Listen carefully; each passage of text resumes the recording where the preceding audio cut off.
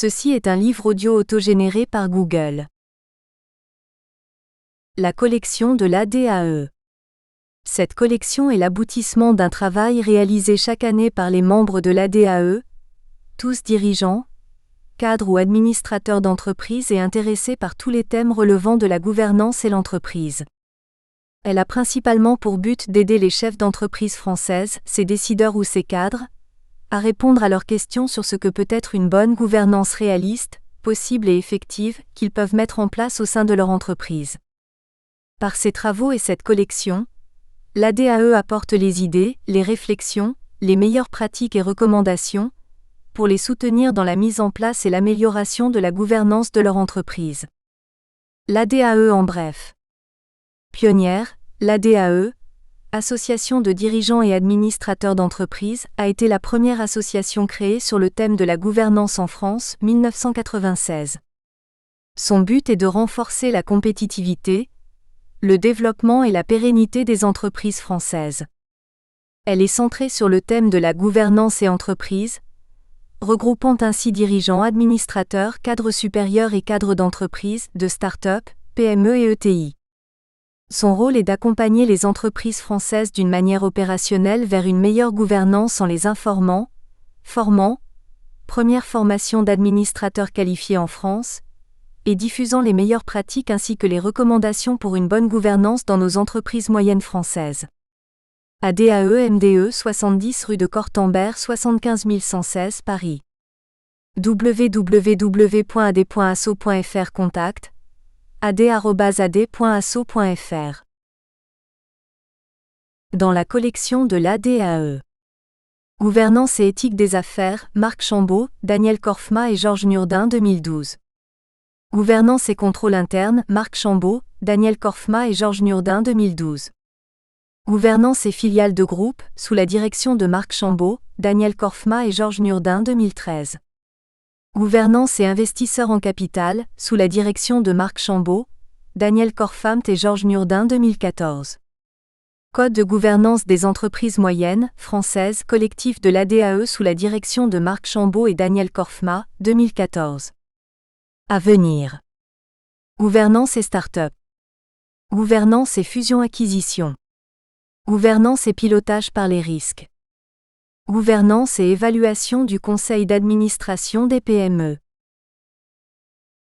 Remerciements. Remerciements appuyés à Hervé Bigot qui a soutenu et piloté la démarche, et notamment à mesdames et messieurs, dirigeants et cadres d'entreprise. Michel Baton. Marc Chambaud. Daniel Korfma. Alexandra Crépy. Bernard Lucas. Éric Moni. Régis de Saint-Germain. Qui se sont plus particulièrement impliqués dans cette réflexion.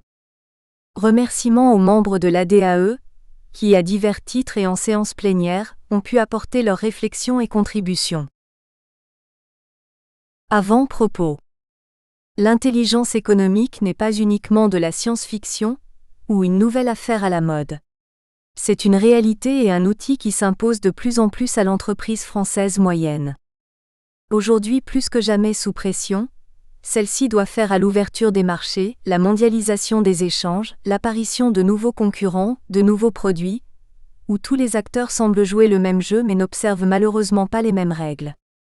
Il ne se passe pas une semaine sans que la presse ne se fasse l'écho d'un vol d'un ordinateur portable ou d'un téléphone portable, d'une attaque d'un site internet, du piratage d'une base de données confidentielle considérée comme hyper sécurisée avec pillage des données ou par exemple, des coordonnées complètes des clients de grands groupes, de l'introduction d'un logiciel espion dans le système informatique interne de L'. Entreprise bloquant ainsi tout accès au site, les transactions ou les ventes de produits, affectant pour le moins la marche normale de l'entreprise et pour le plus grave son développement, jusqu'à sa véritable survie. Les exemples sont nombreux où l'on est surpris de ressemblances improbables ou inexpliquées d'un produit avec un concurrent du bout du monde. Le Tupolev et le Concorde par exemple, l'iPhone et le Samsung, etc. De temps en temps, quelques énormes affaires éclatent au grand jour sur la place publique et nous fait prendre conscience que la cybercriminalité est une réalité. Mais l'immense majorité des attaques n'est pas rendue publique. Le but de ces actions de piratage est divers mais clair. Il s'agit de rattraper un retard, de gagner du temps, d'accéder à de nouvelles techniques, des brevets, des technologies ou de nouvelles inventions, de récupérer des informations confidentielles de recherche ou de développement de nouveaux produits ou de services, d'accéder à des bases de données hyper confidentielles, etc., ce qui représente le cœur nucléaire de l'entreprise. Les PME ne sont pas épargnées. Espionnage industriel, pillage d'informations personnelles ou professionnelles, imitation de produits, copiage de process industriels, etc. Par le biais des nouvelles technologies et de leur maîtrise, les sociétés malveillantes accèdent aux brevets ou au savoir-faire de l'entreprise ciblée, où qu'elle se trouve dans le monde. La guerre est donc là, peu visible, sauf quand il est trop tard. Elle est souterraine, incessante et provient de toutes les parties du monde. On parle de pirates et d'espions. Tout est attaqué, et les PME comme les grandes entreprises mondialement connues peuvent être attaquées. Aux USA, on parle de crime fédéral depuis 1996. En effet, le piratage s'est professionnalisé. De véritables stratégies structurées sont animées par de nombreuses entreprises dans le monde, qui mettent en place une organisation composée d'actions et de services de renseignement et d'alerte, afin de surveiller la sortie de nouveaux produits, l'arrivée de nouveaux concurrents, les prises de participation ou les acquisitions par les groupes de sociétés ou de start-up œuvrant sur des marchés ou des niches spécifiques. Ces acteurs peuvent être des sociétés directement concurrentes aux cibles mais qui brouillent leurs traces. Attaquée de toutes parts, l'entreprise moyenne est fragilisée par son contexte. Il s'agit alors pour elle de savoir se préserver pour se développer et surtout, assurer sa pérennité.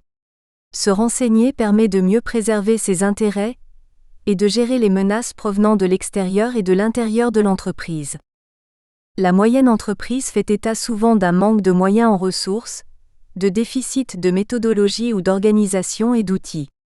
Mais il faut déjà noter ici que l'intelligence économique est certes une affaire de moyens, les grands groupes étant mieux dotés, mais surtout de culture managériale. En effet, l'entreprise ne peut plus agir seule et son développement passe par l'interdépendance et le partenariat avec d'autres structures. Pas de hiérarchie mais une entreprise qui coopère en réseau et échange. La transparence est de mise mais quelles en sont ses limites ? Jusqu'où aller dans le partage ou la diffusion d'informations ? Comment se développer sans mettre en danger l'entreprise ? Etc.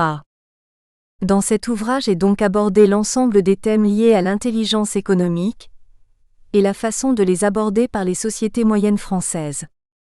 Dans le monde chahuté et incertain dans lequel elles évoluent, les dirigeants doivent se pencher sur cette approche de vigilance dite externe qui devient centrale dans le mode de gestion qu'ils doivent pratiquer. Il faut aujourd'hui savoir appréhender et comprendre son environnement, où des ruptures ne manqueront pas de se produire et qu'il vaut mieux savoir anticiper pour la bonne conduite de ses affaires. Mieux détecter une concurrence surgissante, des nouvelles technologies qui peuvent bouleverser son marché ou son business model, ou encore anticiper de nouvelles lois qui peuvent contraindre de manière brutale la croissance prévue de son entreprise, etc. Cela n'est pas un luxe ou une perte de temps. La bonne continuation de l'activité et la pérennité de son entreprise sont au cœur de cette démarche, et un acte de bonne gouvernance fondamentale, anticiper et voir. Et ne pas manquer le virage du futur. Faut-il de gros moyens ? Non, cet ouvrage le montre. C'est davantage une attitude et un comportement que le chef d'entreprise doit intégrer dans sa réflexion. Que recouvre réellement l'intelligence économique, pour le dirigeant d'une entreprise moyenne ? Pourquoi l'aborder ? Comment pratiquer ? Quels sont les moyens humains ou financiers à mettre en œuvre ? Quel type d'organisation mettre en place pour bien aborder cette démarche, etc. Ce sont notamment les questions auxquelles cet ouvrage pratique répond, synthèse d'une réflexion menée par des dirigeants, cadres ou administrateurs d'entreprise. Des recommandations pratiques, opérationnelles et simples à mettre en œuvre sont proposées dans cet ouvrage. Depuis sa création en 1996, la DAE éclaire et accompagne les entreprises, cotées ou non cotées, patrimoniales ou non, avec investisseurs en capital ou non, autonomes ou filiales de groupes et leurs dirigeants sur ce que peut leur apporter une bonne gouvernance. Ce fascicule n'a certes pas vocation à l'exhaustivité, mais il permet d'aller à l'essentiel sur un sujet finalement peu connu par les entreprises moyennes et délicat à traiter par elles, mais que tout dirigeant ou cadre responsable doit savoir aborder et mettre en place au sein de son organisation. Daniel Korfma. Président de l'ADAE. Nous espérons que vous avez apprécié cet aperçu. Pour continuer à écouter ce livre audio sur Google Play Livres, utilisez le lien dans la description de la vidéo.